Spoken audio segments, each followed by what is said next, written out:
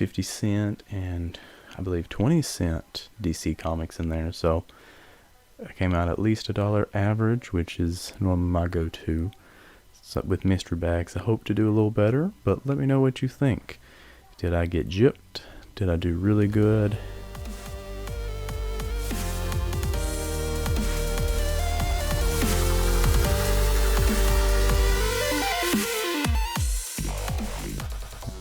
Welcome to today's video, and welcome to my page.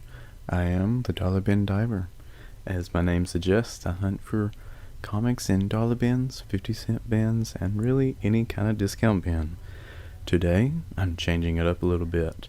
I got a couple comic grab bags from an antique store in Tennessee during my trip down that way.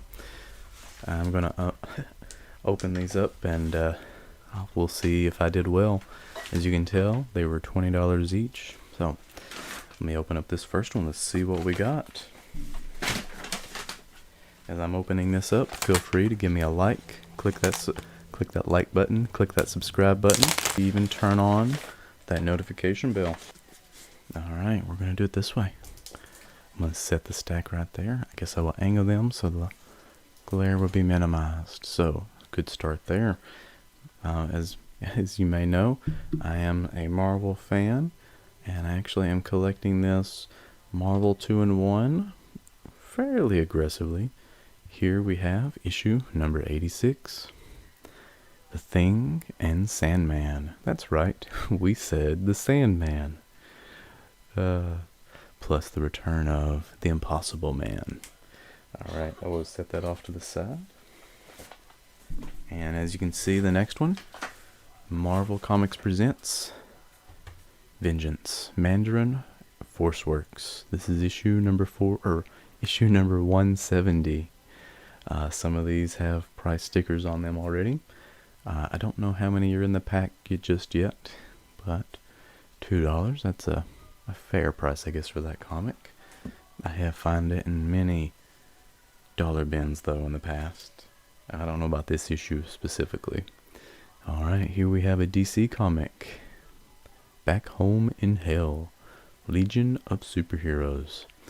I do not collect DC as heavy, but that is a really nice cover there. This is issue number 23. It's a $1.50 sticker there, $1.50 price there, and from 1986. Alright, we have X-Force, issue number 32, Child's Play 104. I'm loosely collecting X-Force, so maybe this can actually fill in a gap there for me. Here we have Harbinger. This is a Valiant comic. This is issue number 16. Do not know as much about this run. It does look like it is has been chewed on, beat up a little bit. But that is what we get from mystery bags sometimes. Alright, here we have Dreadstar, The New Beginning. First Comics Deluxe Series. This is issue number 32. If I remember correctly, Jim Starlin actually does some on Dreadstar. I believe he created that character. I'm not for sure his involvement in the creative process for that issue there, though.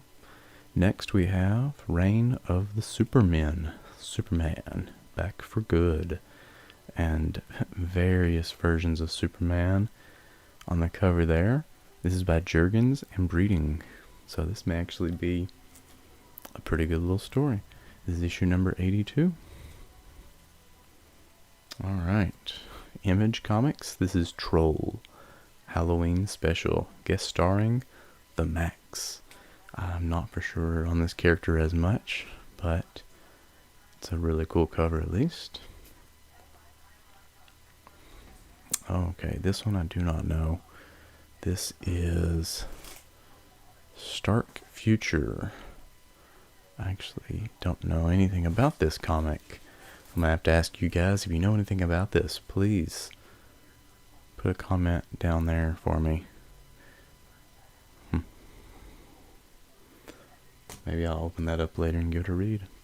Here we have something at least I do know. Back into Marvel. Cloak and Dagger, issue number 10.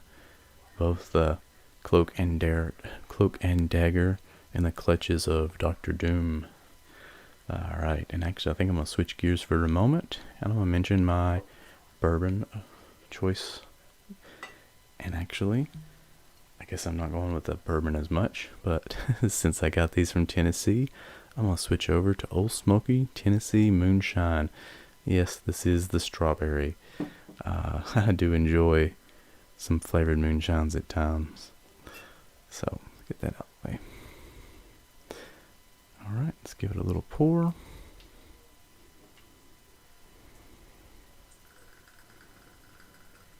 Alright. And, of course, being flavored makes it very palatable.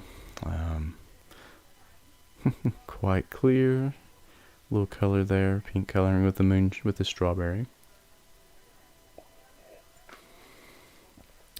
Obviously has some strawberry smells to it.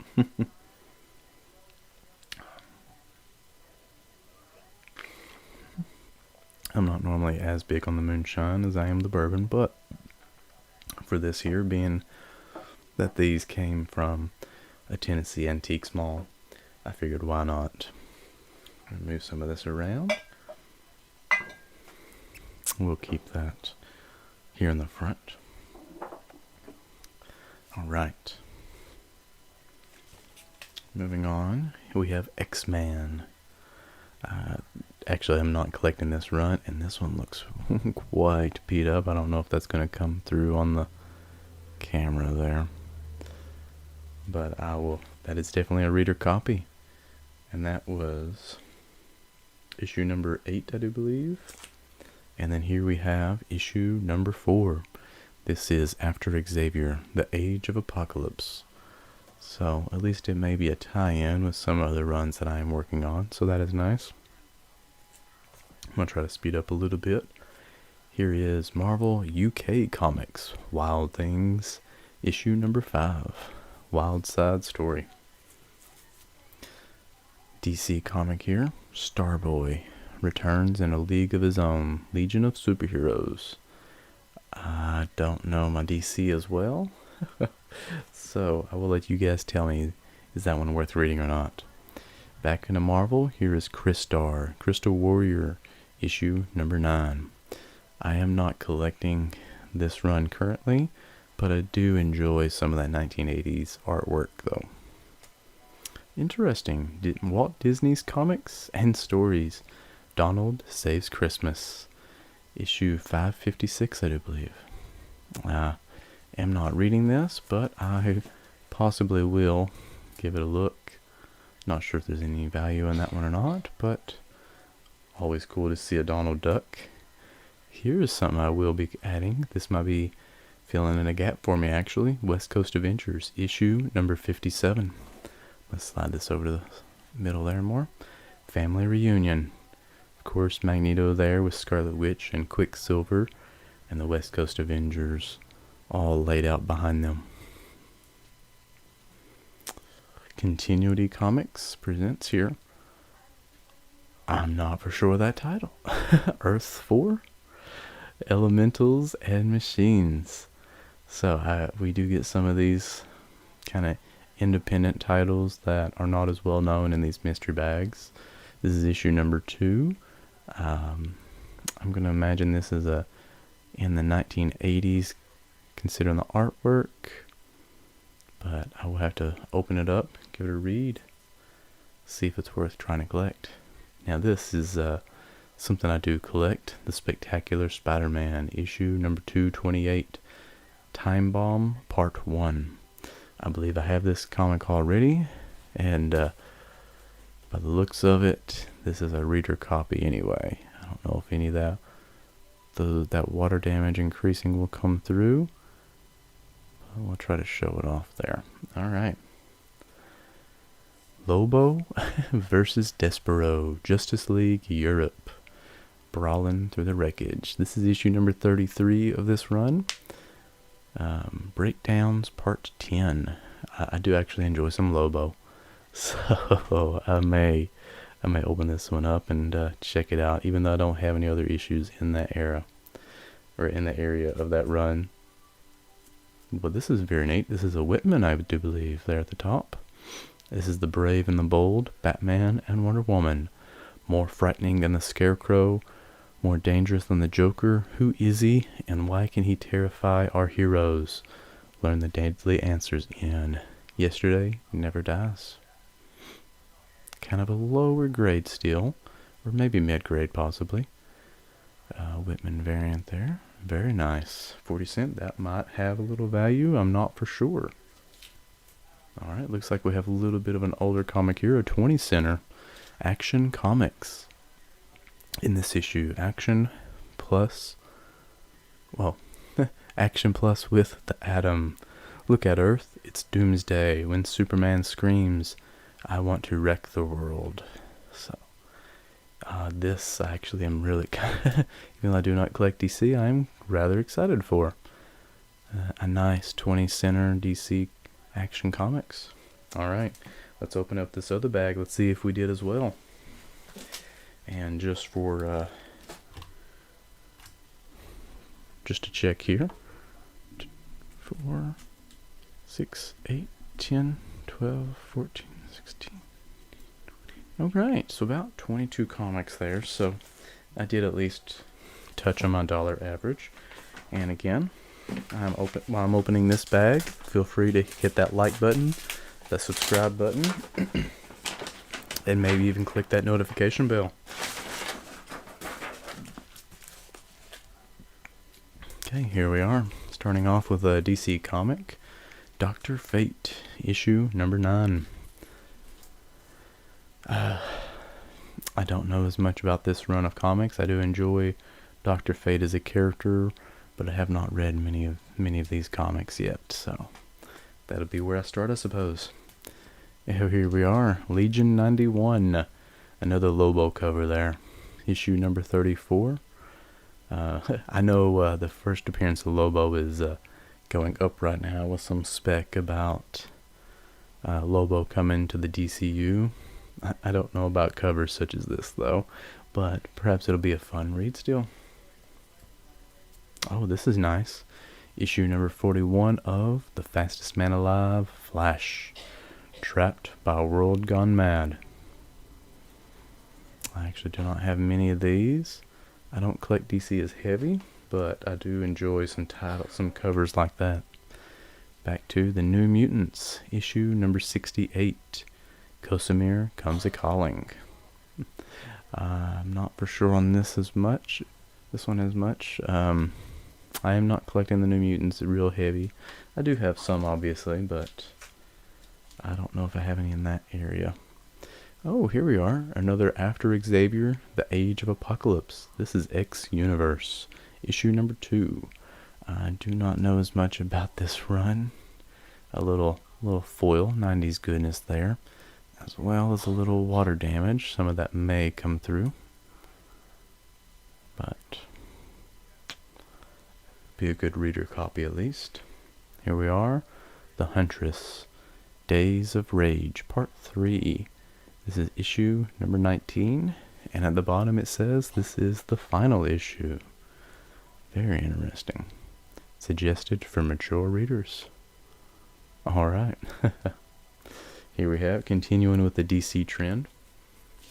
This is OMAC, One Man Army. The World That's Coming. Are you ready? And another 25 center. Very nice. This is issue number 3 of that run. This one may be interesting just to look into. I know I'm not reading it, but I'm not collecting this one, but I will possibly give this one a read. Alright, back into Marvel. Here we have Generation X. I guess this is issue number 7. Big Time in the Big Apple. I believe Lobdell has some part with this one, so possibly not bad. That artwork does remind me of some other work he's been involved with. Okay. From the Dark Beyond, The Flash, issue number 104. I do actually like that cover.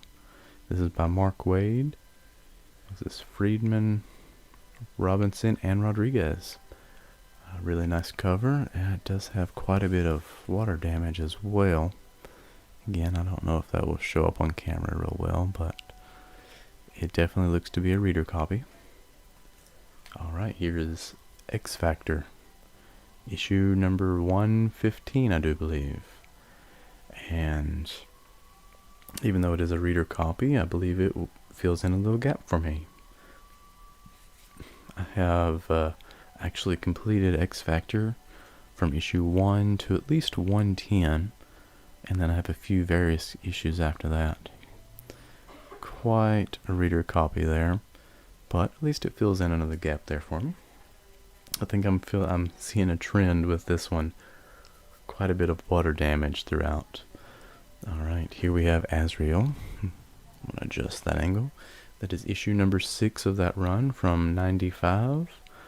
From out of the Lazarus Pit. Interesting. I actually am not clicking much on Azrael, but it does seem like an interesting character from what I've seen. I believe some of that creasing is showing up on camera there. Another reader copy. Now this is a much cleaner copy. This is Batman Detective Comics, issue number 721, Cataclysm. And it says 14 at the bottom. Oh, and by Chuck Dixon, Nolan, and I believe Jansen. So, and this might be in a little area of Batman that I am collecting, or at least near there, so I'm not feeling some good gaps there. Mulligan Stew. I don't know what this is. I'll have to look this up. If anyone knows what this is right off, please comment and let me know. Quite a reader copy there. Looks like it's possibly coverless, detached cover, that is. But I might have to jump into this one and give it a read. Check it out and see if it may be worth something still. Here we have Archie Comics, That Wilkin Boy. Issue number 48 of that run.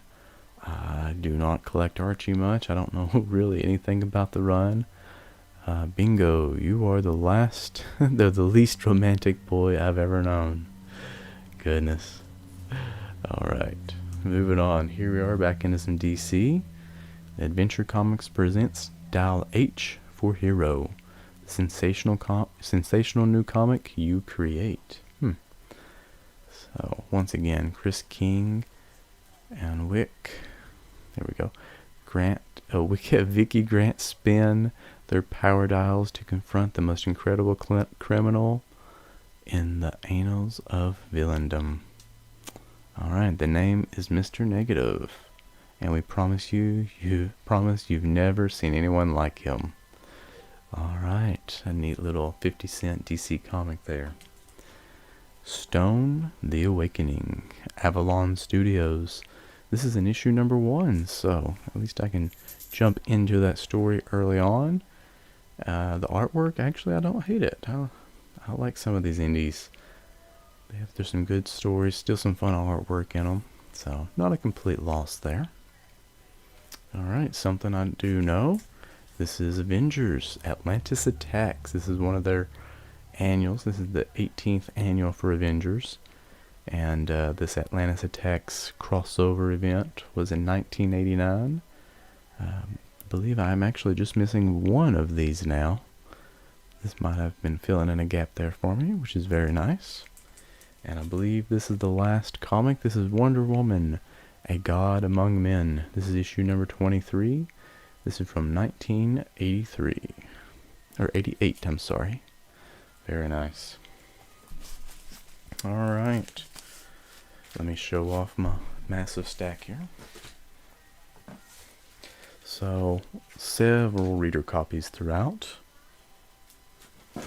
But perhaps some nice new comics to add into some older for me. There are some 50-cent and I believe 20-cent DC comics in there, so I came out at least $1 average, which is normally my go-to. So with mystery bags, I hope to do a little better, but let me know what you think. Did I get gypped? Did I do really good? Just let me know. Alright, thank you for watching. Please like, subscribe, and check out my other videos. Thank you.